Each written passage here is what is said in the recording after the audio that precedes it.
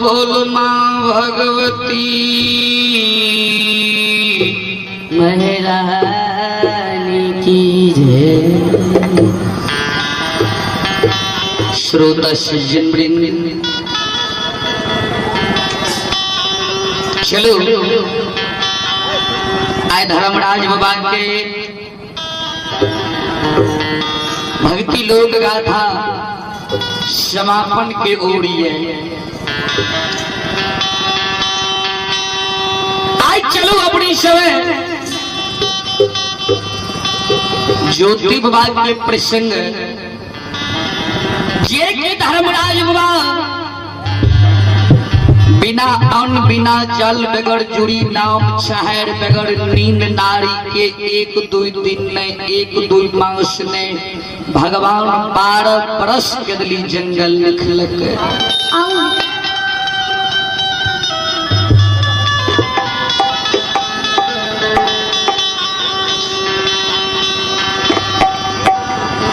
जय ज्योति बाबा के कदली भगवान लिखल कई हो। हे श्रोता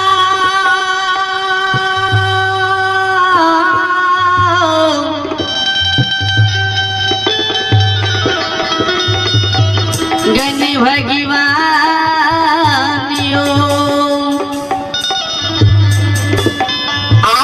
ज्योति बाबा का कदली जंगल में 12 बरस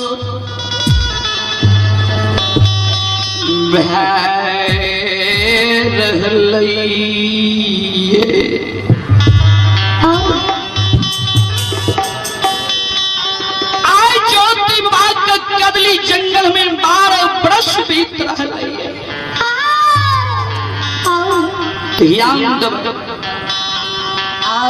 ज्योति बाबा माई के गर्भ से एकलौता बेटा रहे। माई के 2-4-5 गो बेटा नहीं रहे कि माँ को बाबू के शोक से चल जेती है।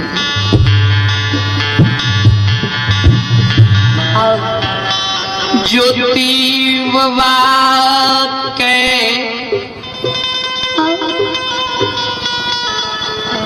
जयनाथ कदली में 12 बरस भेले। ज्योति बाबा के माय पोपी नगरी में धर्मराज बाबा के ओसार पर चल जाए दौड़ के, धर्मराज बाबा के ओसार पर जाकर सिर के बजा रहे हो धर्मराज बाबा।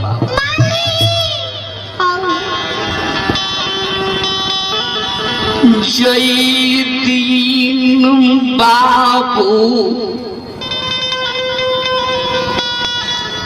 कदली जाए रहे। जाए के समय में कहल के माय हमें 12 बरस के कौन लाग कदली जाए 12 बरस हमरा कदली में है तो हम कदली से लौट के चले।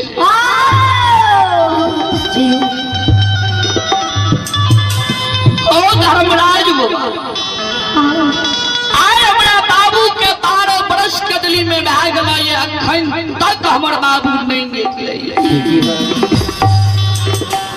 अगर कहीं काल सूर्य के उदय भा जेते हमरा बाबू के हम साल चढ़ जेते। ज्योति बाबा की माय धर्मत्मा धर्मराज बाबा के उस साल पर लौट के काम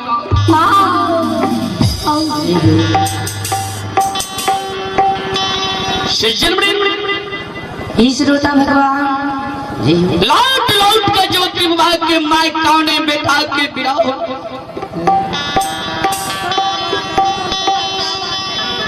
भगवान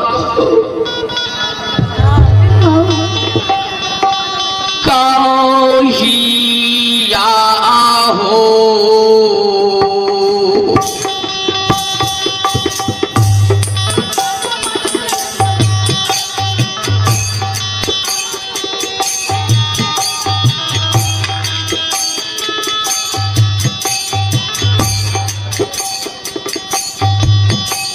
धर्मराज बाबा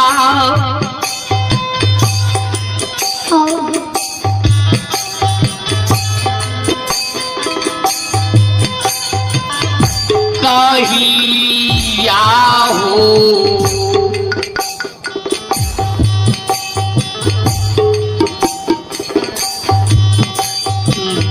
बाबू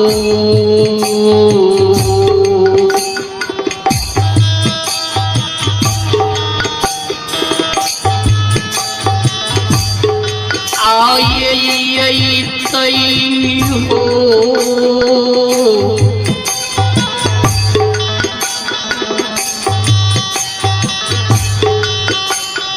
धर्मराज बाबा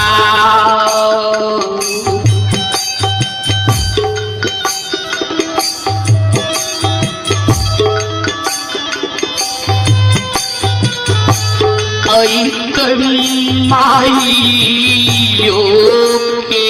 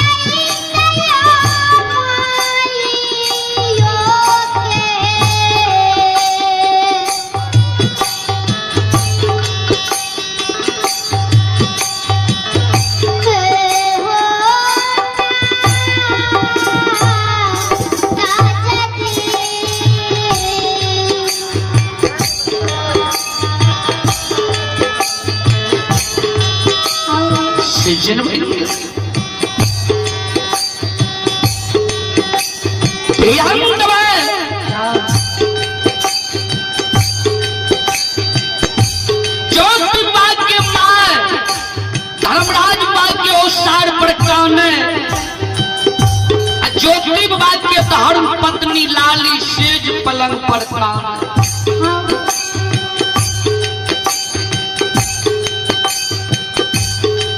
ज्योति भाग्य धर्म पत्नी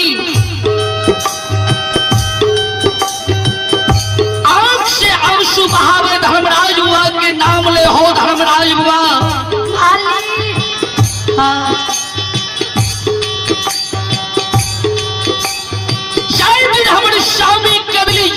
जाए रहे स्वामी हमर काटे गले कि हमरा भगवान 12 बरस के दुख दादल कहिए हम 12 बरस के लिए हम जंगली जंगल जेबे करब